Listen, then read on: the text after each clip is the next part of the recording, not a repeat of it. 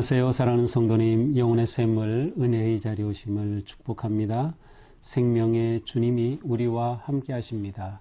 우리와 함께 하시는 주님을 찬양합니다. 기도합시다. 주님, 감사합니다. 오늘 또 저희에게 새날의 소망을 주시고 또한 생명의 말씀으로 초대하여 주시니 감사합니다.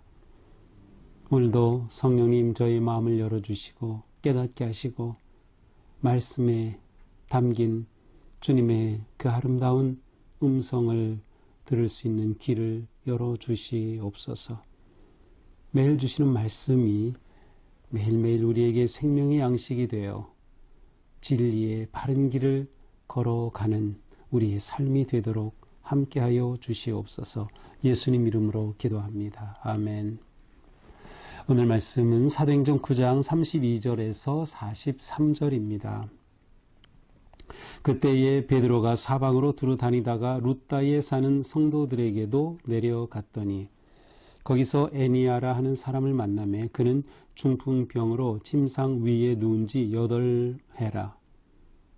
베드로가 이르되 에니아야 예수 그리스도께서 너를 낫게 하시니 일어나 내 자리를 정돈하라 한데 곧 일어나니 룻다와 사론에 있는 사람들이 다 그를 보고 주께로 돌아오니라.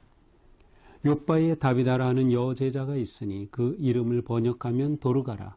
선행과 구제하는 일이 심히 많더니 그때에 병들어 죽음에 시체를 씻어 다락에 누이니라.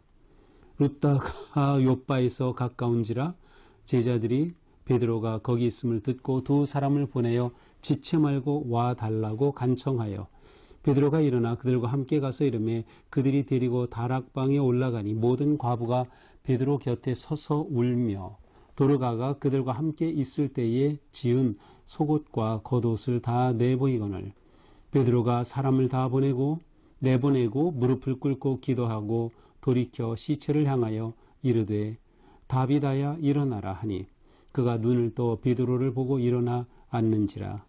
베드로가 손을 내밀어 일으키고 성도들과 과부들을 불러 들여 그가 살아난 것을 보이니 온 욥바 사람이 알고 많은 사람이 주를 믿더라.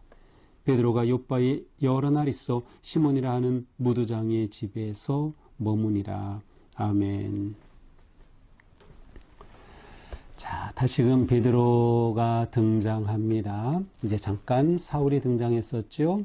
그래서 사울이 주님을 만난 회심의 사건과 그가 어떻게 복음을 전하게 되었고 그리고 이제 예루살렘의 사도들과 교제를 나누며 신앙의 공동체를 세워가게 된 내용을 보았습니다. 이제 오늘 본문은 다시금 베드로가 지금 어떻게 목회를 하고 있는가를 볼 수 있습니다. 자, 베드로가 사방으로 두루 다니다가 베드로는 지금 권위 있는 하나님이 세우신 초대교회 지도자 사도로서 이제 예루살렘 밖에 세워진 그러한 작은 소수의 공동체들이 생겨나고 있는데 바로 그들을 돌보는 것을 볼 수 있어요. 그래서 사방으로 두루 다닌다. 바로 목회적 방문이라고 할 수 있겠죠. 그러다가 룻다에 사는 성도들에게도 내려갔습니다.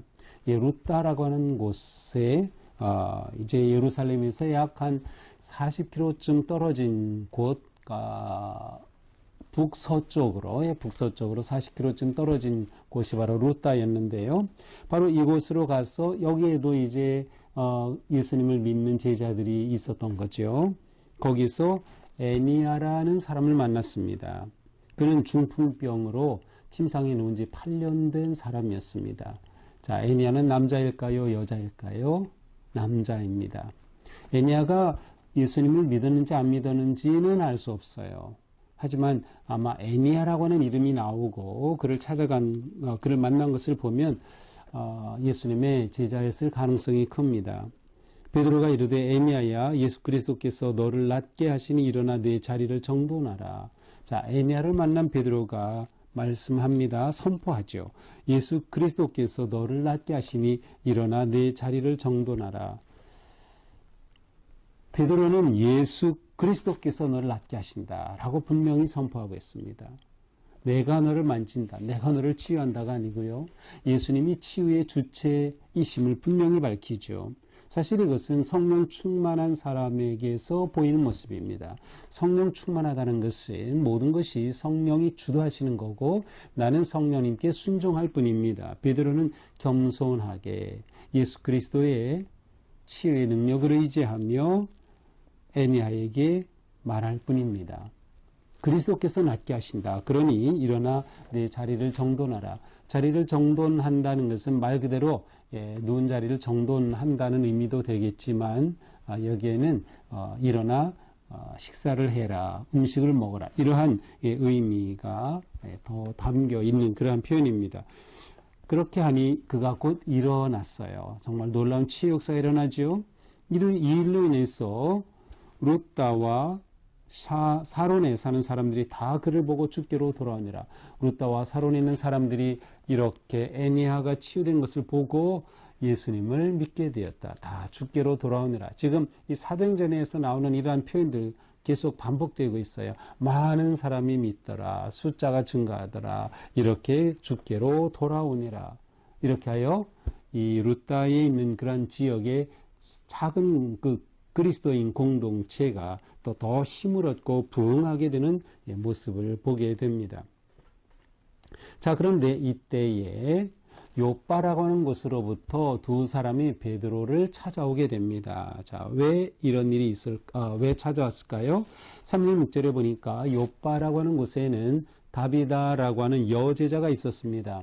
여제자라는 이 표현은 사도행전에서 여기에만 나오는 그런 단어인데 다비다라고 되어 있죠. 다비다는 아람어입니다. 아람어. 근데 이 여제자가 있는데 그 이름을 번역하면 도르가라. 네, 친절하게 도르가라고 번역해요. 도르가는 헬라식 이름이에요. 그리스식 이름. 그러니까 번역하면 도르가다. 이렇게 되어 있기 때문에 사실 다비다, 도르가 모두 같은 뜻입니다. 의미는 암사슴이라는 뜻도 있고요. 아주 아름다운 눈을 가진 양이라는 그러한 의미도 있다고 합니다. 이렇게 아주 예쁜 이름을 가진 여제자였어요.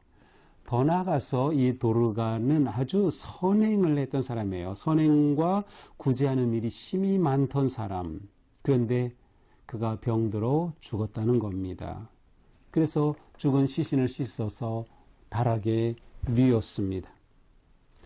지금 베드로는 룻다에 있고요. 요빠에서 지금 이렇게 도르가가 죽었어요. 이때 베드로는 아마도 여러 지역에 있는 성도들과 계속 교통하고 있었던 것이 분명합니다. 왜냐하면 이 요빠에 있는 사람들이 룻다에 베드로가 있다는 사실을 알고 있었거든요. 그래서 베드로에게 두 사람을 보냅니다. 그래서 지체 말고 와 달라고 요청을 합니다. 자, 이렇게 룻다에서 요빠로 이제 베드로가 가게 됩니다. 이 거리는 18km 정도 되는 곳입니다. 자, 제자들이 베드로가 거기 있는 걸 알기 때문에 와달라. 베드로가 일어나서 그들과 함께 이제 요빠로 갑니다. 가서 보니까 정말 거기에 많은 과부들이 모여 있어요. 이 당시에 과부들은 정말 굉장히 경제적인 또 사회적인 그러한 여러 면에서 소외된 계층이고 가난한 사람들이었습니다. 그런데 그곳에 모든 과부들이 모여 있는 겁니다. 그리고 울고 있어요. 도르가가 죽었기 때문에 슬피 우는 거죠. 그러면서 그들과 함께 있을 때 지은 속옷과 겉옷을 보여줍니다. 자, 속옷과 겉옷을 왜 보여줄까요? 그렇습니다. 도르가가 이 과부들을 위해서 지어준 겁니다. 도르가가 이렇게 선행을 많이 했음을, 그래서 이 사람들이 슬퍼하고 있는 것이죠.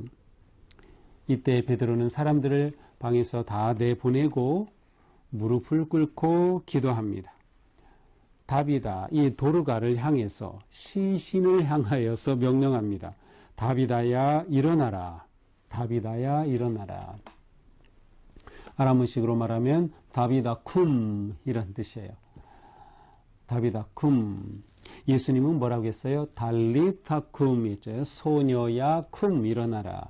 다비다야 일어나라. 다비다 쿰, 예수님이 말씀하신 것과 아주 음까지도 비슷한 그러한 명령이 이 다비다에게 떨어집니다. 자, 그러자 이 다비다가 눈을 떴습니다. 생명이 돌아왔어요.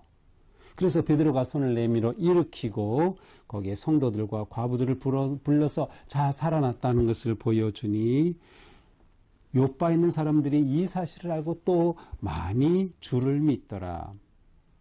자, 루다에서는 어떻게 해요? 주께로 사람들이 돌아오니라. 여기서는 많이 주를 믿더라. 베드로가 요바에 여러 날 있어 시몬이라는 무두장의 집에 머무니라. 이때 베드로는 요바에서 좀 더 머물면서 무두장이 시몬의 집에 머물렀어요. 무두장이라는 것은 무두질을 하는 사람이죠. 그러니까 가죽 세공업자였던 바로 이 시몬의 집에 머물렀습니다. 요바라고 하는 곳은 예루살렘에서는 북서쪽으로 60km 떨어진 곳에 있는 그러한 항구 도시입니다. 요즘 그 이스라엘 그 전쟁으로 인해서 좀 이스라엘의 수도 텔아비브죠. 그쪽에도 뭐 이렇게 공격을 받기도 하고 지금 뭐 전쟁이 계속되고 있는데 바로 이 텔아비브에 가까운 곳 야파라는 곳이 있는데 바로 이것이 요바라고 생각이 됩니다. 바로 이곳에서 일어난 일이죠. 자, 오늘 말씀을 보면서 우리는 베드로의 이 복음의 사역을 보게 되고 또 오늘 본문 가운데서 다비다 혹은 도르가라고 하는 이 여제자의 아름다운 모습을 또 보게 됩니다. 자, 이런 것을 보면서 과연 어떤 인생을 우리가 살아야 할까? 예수님의 제자로서 우리는 어떤 인생을 살아야 할까를 생각해 보게 됩니다. 가장 중요한 것은 복음의 능력으로 사는 인생이 되는 거예요. 복음의 능력. 사도행전식으로 표현하면 성령의 충만함으로 사는 인생입니다. 성령의 충만함으로. 우리가 살아가는 삶의 힘은 주님에게서 오는 거예요. 우리가 살아가는 삶의 지혜는 주님에게서 오는 거예요. 주님께서는 또 다른 보혜사인 성령님을 통해 우리에게 이 놀라운 은혜를 베푸시고 능력을 공급해 주시죠.